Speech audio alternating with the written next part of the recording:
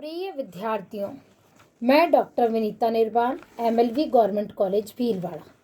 पूर्व के व्याख्यान में हमने भारत की मौद्रिक करेंसी व्यवस्था के अंतर्गत विभिन्न अवस्थाओं का अध्ययन किया, जिसके अंतर्गत उनके क्रमगत विकास का भी अध्ययन किया गया। आज उसी कड़ी में हम भारत की वर्तमान मौद्रिक एवं करेंसी व्यवस्था का अध्ययन करेंगे। वास्तव में भारत की वर्तमान मौद्रिक एवं करेंसी व्यवस्था एक सुधरी एवं मौद्रिक व्यवस्थाओं का एक परिष्कृत रूप है। इसमें हमें आधुनिक युग की बदलती हुई परिस्थितियों के अनुकूल अच्छी मुद्रा प्रणाली के गुण एवं अनेक लाभ दृष्टिगोचर होते हैं। इस प्रमुख व्यवस्था की प्रमुख विशेषताएं निम्नलिखित हैं। मौद्रिक मान, मॉनेटरी स्टैंडर्ड। वर्तमान मौद्रिक व्यवस्था के दो पक्ष हैं। मौद्रिक मान के अंतर्गत बाह्य पक्ष और आंतरिक पक्ष। भारतीय मौद्रिक मान का बाह्य रूप सितंबर 1931 से 1947 तक भारत के रुपये का बाह्य मूल्य पाउंड स्टर्लिंग से संबद्ध था। बाद में इसके अंतर्गत स्टर्लिंग विनिमयमान द्वारा रुपये का मूल्य स्टर्लिंग में व्यक्त किया जाता था, परंतु 1 मार्च 1947 को भारत अंतर्राष्ट्रीय मुद्रा कोष का सदस्य बन गया और इससे भारतीय रुपये का मूल्य स्वर्ण तथा डॉलर से जुड़ गया और भारत में स्वतंत्र मुद्रा मान का श्री गणेश हुआ तथा इस डावाडोल स्थिति व उसमें जन विश्वास घटने से अंतर्राष्ट्रीय मुद्रा कोष द्वारा स्थापित स्थिर विनिमय दरों का युग समाप्त हो गया और डॉलर की उपादेयता भी समाप्त हो गई और परिवर्तनशील विनिमय दरों का नया युग आरंभ हुआ। यूरोपीय साझा बाजार देशों तथा जापान ने अपनी अपनी मुद्राओं को अंतर्राष्ट्रीय मुद्रा विनिमय बाजार में तैरने हेतु स्वतंत्र छोड़ दिया। धीरे धीरे अंतर्राष्ट्रीय मुद्रा बाजार में पाउंड स्टर्लिंग कमजोर होने लगा और ब्रिटिश रुग्ण अर्थव्यवस्था तथा तेल संकट के कारण पाउंड स्टर्लिंग की कीमत प्रमुख यूरोपीय मुद्राओं व अमेरिकी डॉलर की तुलना में निरंतर गिरती गई, जिसका दुष्प्रभाव भारतीय रुपये पर भी पड़ा और उसका मूल्य भी स्टर्लिंग के अनुपात में गिरा। जबकि भारतीय रुपया देश में मुद्रास्फीतिक प्रभावों के समाप्त होने से अंतर्राष्ट्रीय मुद्रा बाजार में काफ़ी उत्तम स्थिति में पहुंच गया था। देश में इस कारण रुपये को पाउंड स्टर्लिंग की दास्तां से मुक्त करने की मांग जोर पकड़ने लगी। वर्तमान स्थिति। नवीन व्यवस्था से भारतीय मुद्रा रुपया अंतर्राष्ट्रीय विनिमय मुद्रा बाजार में दूसरे देशों की तरह स्वतंत्र मुद्रा के रूप में हो गया। फिलहाल रुपये को पूर्ण रूप से तैरने हेतु स्वतंत्र नहीं छोड़ा गया।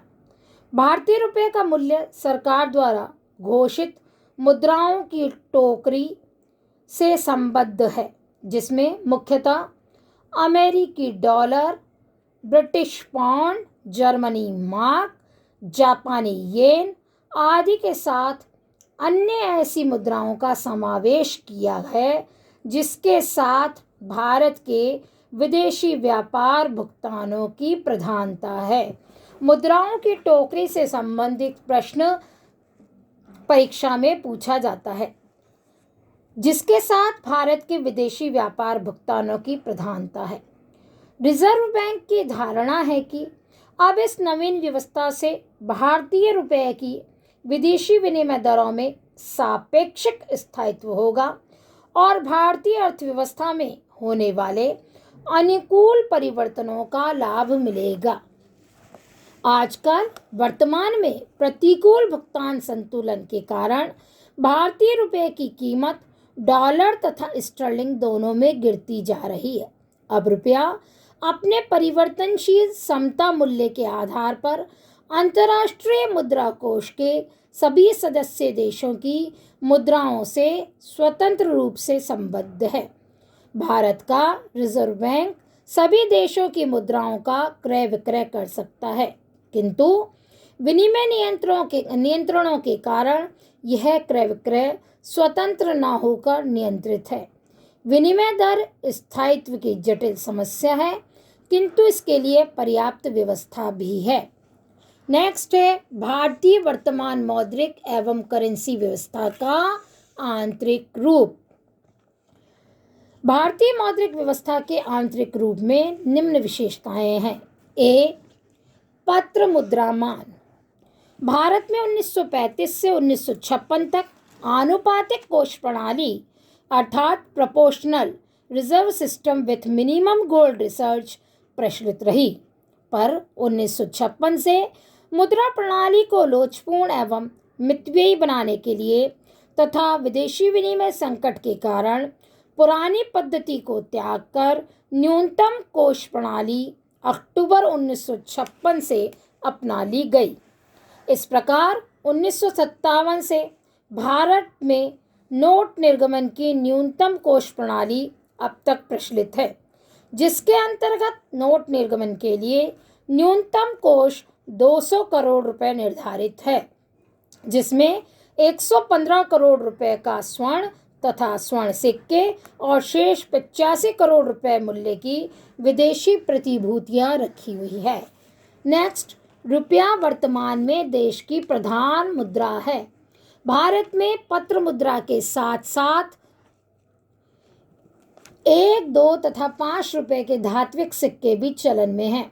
रुपया देश की प्रधान मुद्रा है और असीमित विधिग्राह है। असीमित विधिग्राह का तात्पर्य यहाँ यह है कि उसे कोई भी व्यक्ति स्वीकार करने के संबंध में आनाकानी नहीं कर सकता, परंतु फिर भी प्रामाणिक सिक्का नहीं है, क्योंकि न तो उसका आंतरिक एवं बाह्य मूल्य बराबर है और न ही उसकी स्वतंत्र ढलाई है।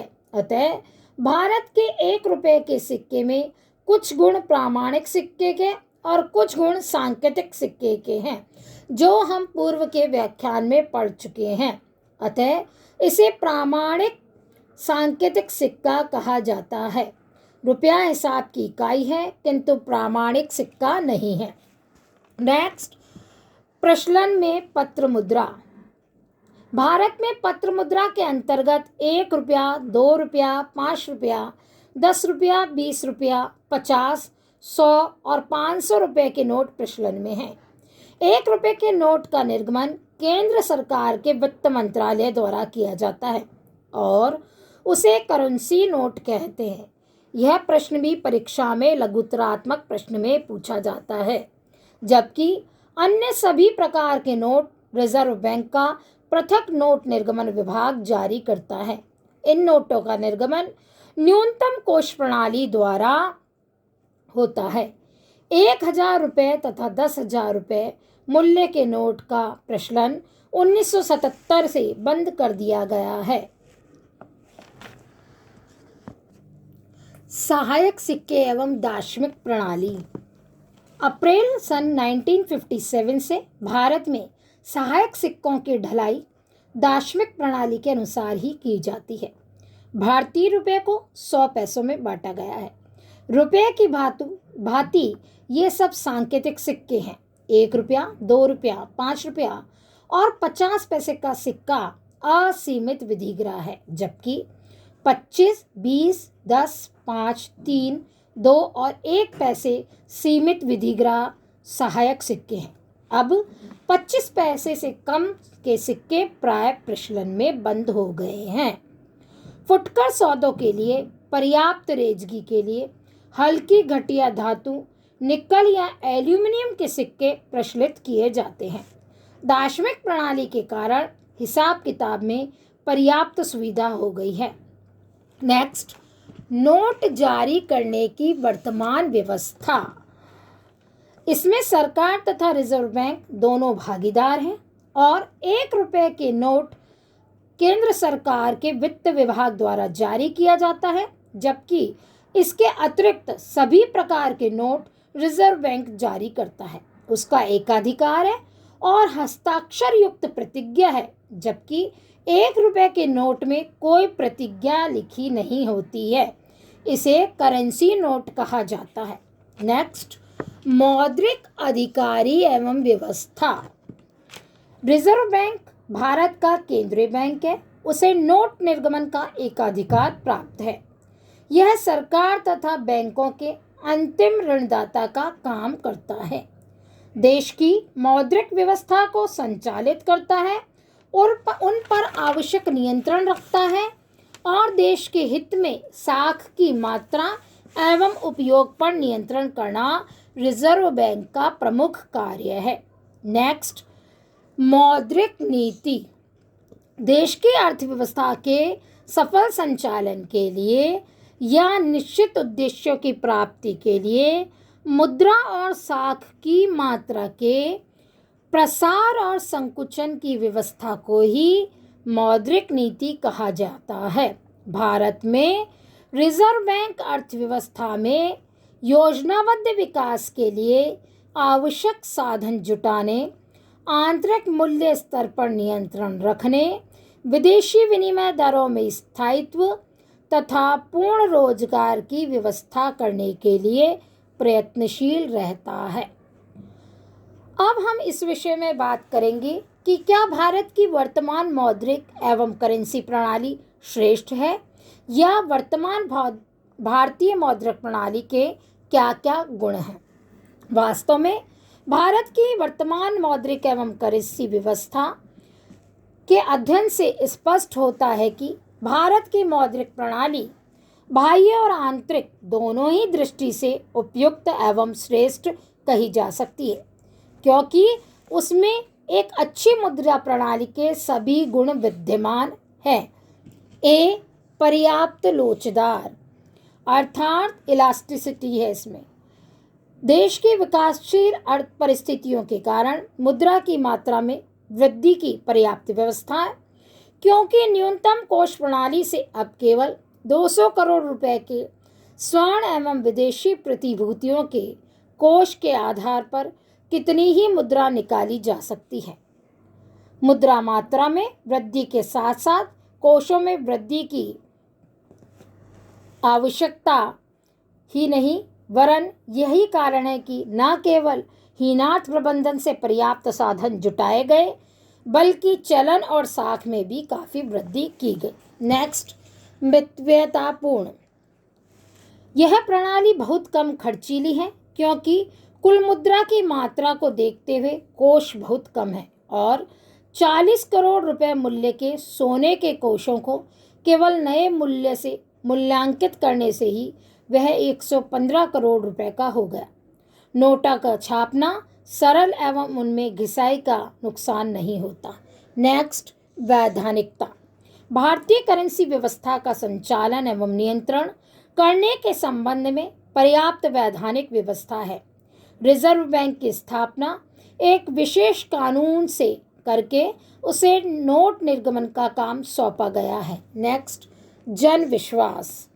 भारत की मौद्रिक प्रणाली में जनता का पूरा विश्वास है। वर्तमान में जनता का विश्वास मुद्रा की परिवर्तनशीलता पर निर्भर नहीं है, अपितु सरकार व केंद्रीय बैंक की सुदृढ़ आर्थिक नीति तथा मौद्रिक नीति पर निर्भर है।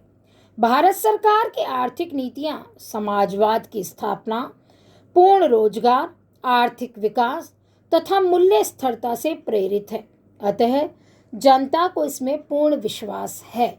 नेक्स्ट, कुशल प्रबंध। भारतीय मुद्रा प्रणाली का प्रबंध पूर्णतः केंद्रीय बैंक के हाथ में होने से मौद्रिक व्यवस्था में पर्याप्त कुशलता एवं प्रबंध है। नेक्स्ट है सरलता। मौद्रिक व्यवस्था में सरलता है, क्योंकि सभी लोगों के लिए इसे समझना सरल है। नेक्स्ट, मुद्रा प्रणाली का बाह्य पक्ष भी सुदृढ़ है। अंतर्राष्ट्रीय मुद्रा कोष का सदस्य होने के नाते भारत विशेष आहरण अधिकार समतामान SDRS के आधार पर सभी राष्ट्रों की मुद्राओं से स्वतंत्र रूप से संबद्ध है। केंद्रीय बैंक सभी राष्ट्रों की मुद्राओं का क्रय विक्रय कर रुपये की विनिमय दर में स्थायित्व रख सकता है। यद्यपि भारतीय मुद्रा प्रणाली में अनेक गुण विद्यमान हैं और यह मौद्रिक एवं करेंसी प्रणाली के अंतर्गत श्रेष्ठ प्रणाली है, तथापि वर्तमान चलन पद्धति के कुछ दोष भी विद्यमान हैं। भारत की वर्तमान चलन पद्धति में गुण होने के साथ साथ कुछ दोष भी हैं जो निम्न प्रकार हैं। ए, सदैव मुद्रास्फीति का भय। वर्तमान नोट निर्गमन की न्यूनतम कोष प्रणाली में अधिक नोट निर्गमन करने पर भी अतिरिक्त धात्विक कोषों की अनिवार्यता न होने से सरकार को घाटे की वित्त व्यवस्था के लिए जब भी नोट निर्गमन की आवश्यकता होती है, नोट निर्गमन किया जाता है। परिणाम स्वरूप अर्थव्यवस्था में सदैव मुद्रास्फीति का भय बना रहता है। नेक्स्ट, विनिमय दरों में अस्थिरता।